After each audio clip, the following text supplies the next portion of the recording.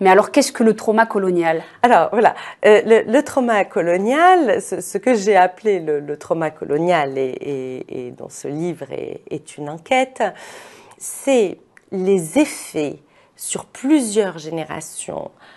Ça va faire maintenant deux siècles que les Algériens se débattent avec des blancs de mémoire, avec l'impression d'être interdits, avec un effacement, une dévaluation de leur langue, avec le fait que la loi n'arrive pas à tenir, la loi n'arrive pas à tenir, enfin.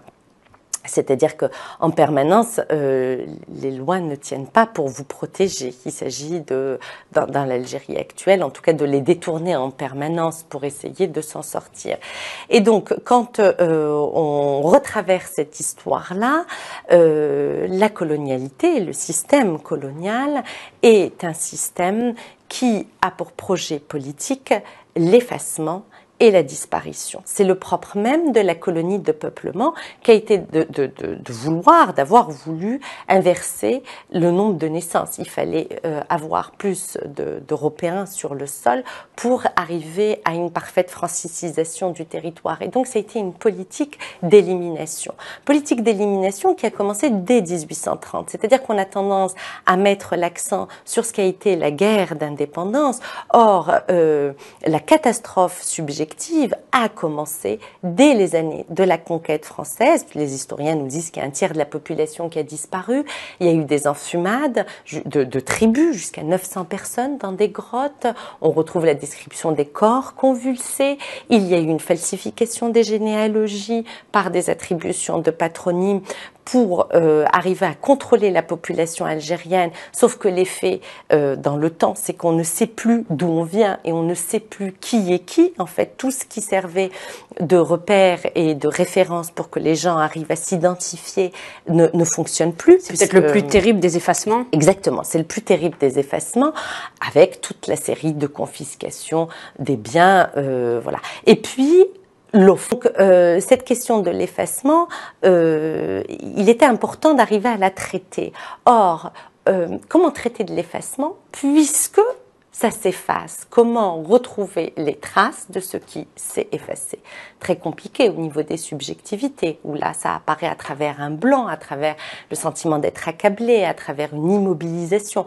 Mais retrouver du récit est quelque chose de compliqué. Donc, il m'a fallu essayer d'aller à la rencontre de ce récit-là. Kateb Yassine, donc il est très très jeune, le roman paraît en 56, lui a écrit extrêmement tôt, va raconter comment